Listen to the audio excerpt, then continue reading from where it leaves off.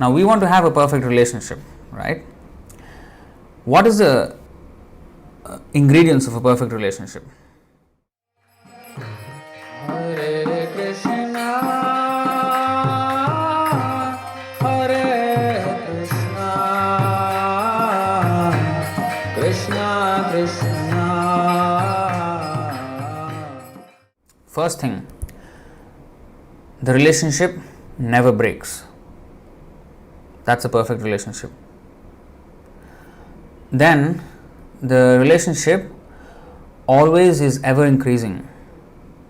It does not, like for example, a boy and a girl, and then they come together, and then, oh, I love you, so much, love, and then 2 or 3 years later, divorce, and they fight like cats and dogs in the court. So that's not love. So it broke. There is some satiation, and even though there may not be a fight and an absolute divorce, the intensity of that love reduces when they're together, in the sense that the same excitement when you see the other person is not there. So that's not a perfect relationship.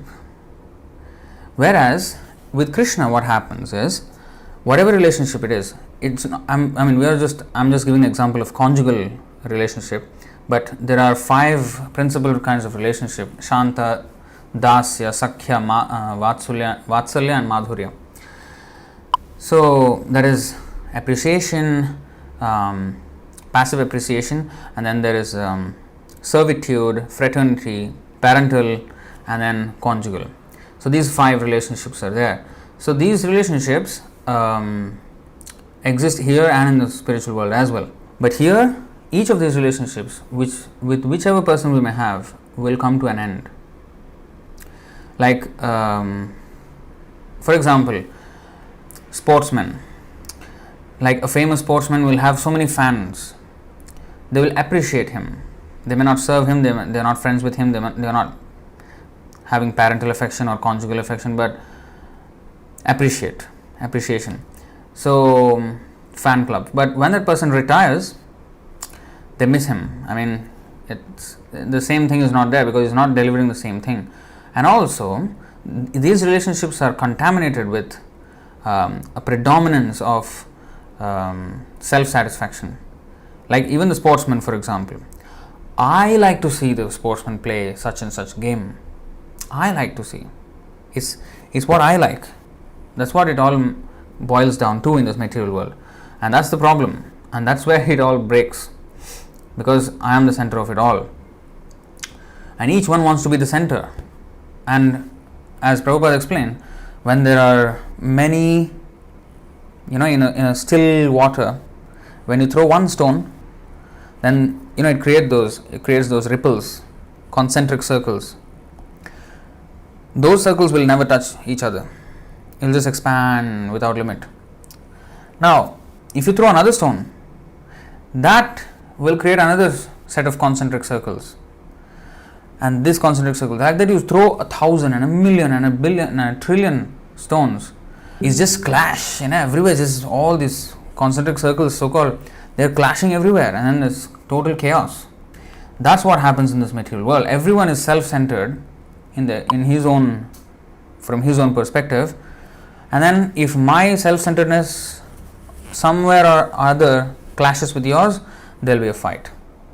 So the whole point is not to be self-centered, but Krishna-centered.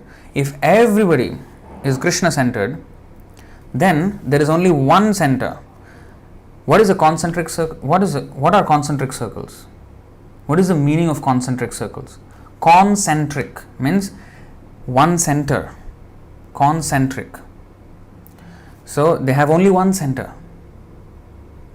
The radius, where you fix one point and then you draw this arc or a circle around it. Now you keep the center same. This thing you keep it same, and this one you do like that, you will get a small circle. You do like that, you get a bigger circle. You do like that, you get a bigger circle. So, but the center is the same. So these circles will never touch each other at any point. The concentric circles. How many other circles you can draw with the same center, they will never touch each other. So that is the whole point. Krishna consciousness is the only solution for world peace. If the whole world has to live in peace, they have to have God in the center. This is not only relationship individual relationship or community relationship or racial or national, international, at any level. Any relationship will only sustain if it is having the same center. The problem is all relationships are based on give and take. Give and take that means I want something and I'll give you something. So you want something, I want something. When it's I and you, it's two different centers. So the devotee always wants to give. He doesn't want to take anything. Only Krishna's satisfaction. Anukulyena Krishna Anushilanam Bhaktiruttama. That will give perfect relationship. It will never clash.